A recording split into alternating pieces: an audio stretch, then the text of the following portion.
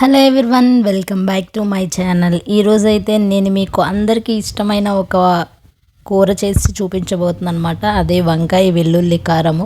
నిజంగా వంకాయల్ని రోజు చేసే వాటిలా కాకుండా ఇలా చేసుకుంటే చాలా అంటే చాలా బాగుంటుంది. దానికోసం మీరు ఒక ఉల్లిపాయ తీసుకొని దాన్ని ఇట్లా కట్ చేయండి. ఇంకో వంకాయలు అయితే పక్కన పెట్టాను. సో మనం ఏంటంటే వంకాయలని నీళ్ళల్లో ఉప్పు వేసి కట్ చేసినవి అందులో వేయాలన్నమాట. లేదు అంటే వంకాయలు చేదెక్కుతాయి అని అంటారు, కండ్రెక్కుతాయి అని చెప్పి. సో అందుకని చెప్పేసి ఒక బౌల్లో నీళ్ళు తీసుకొని దాంట్లో ఉప్పు వేసి వంకాయలను అయితే నేను సన్నగా తరుక్కున్నాను. నాకైతే అవి సన్నగా ఉంటేనే కొంచెం ఇష్టము, కానీ మీకు ఎలా కావాలి అనుకుంటే అలా కట్ చేసుకోండి. సో ఈ తర్వాత మనము ఒక బాండీ పెట్టేసి అందులో ఆయిల్ వేయాలి.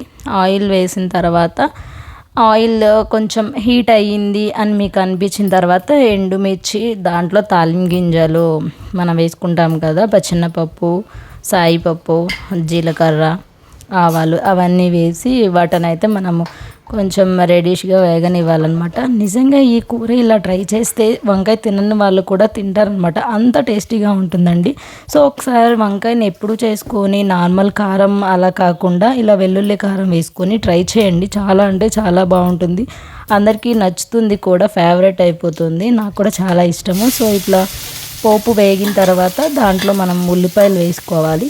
ఉల్లిపాయలు వేసుకొని ఉల్లిపాయలను అయితే ముందుగా మనం వేగనివ్వాలి, ఎందుకంటే వంకాయలకి వేగడానికి అంత టైం ఏం పట్టదు. సో ఉల్లిపాయలు తొందరగా వేగాలి అంటే అందులో ముందుగానే కొంచెం ఉప్పు, కొంచెం పసుపు వేసుకున్నారనుకోండి, ఉల్లిపాయలు చాలా తొందరగా వేగిపోతాయి. ఈ కూరనే కాదండి, ఏ కూరలో అయినా సరే మీరు ఉల్లిపాయలు వేసిన వెంటనే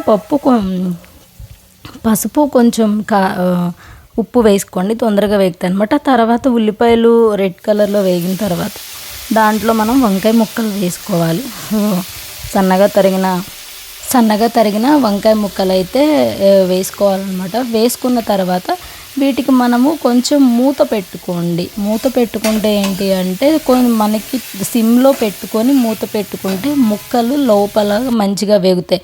మనం హై ఫ్లేమ్లో పెట్టుకుంటే మనకి వేగం అనమాట. తర్వాత ఈలోపు మనం ఒక మిక్సీ జార్ తీసుకొని అందులో 4-5 వెల్లుల్లి రెమ్మలు వేసుకోండి. ఇదేంటంటే మన వెల్లుల్లి కారానికి మనం ప్రిపరేషన్ చేసుకోవడం అనమాట. ఎందుకంటే ఈలోపు ముక్కలు వేగుతూ ఉంటాయి. దాంట్లోనే కొంచెం జీలకర్ర, దానిలోనే కొంచెం ఉప్పు, కొంచెం కారం. సో కారం ఏంటంటే మనం ఇక్కడే వేసుకుంటాం, మళ్ళీ సపరేట్గా కారం వేసుకోమన్నమాట.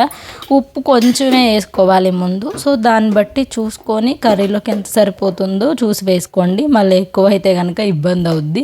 సో మనకి తెలుస్తుంది కదా క్వాంటిటీ ఏంటి అనేది. సో మిక్సీ జారు తీసుకొని పక్కన పెట్టుకోండి. ఇదైతే మూత పెట్టుకొని ఉంచుకోండి, లేదంటే మీకు స్మెల్ అంతా పోతుందన్నమాట. స్మెల్ పోకుండా ఉండాలంటే మూత పెట్టుకొని ఉంచుకోండి.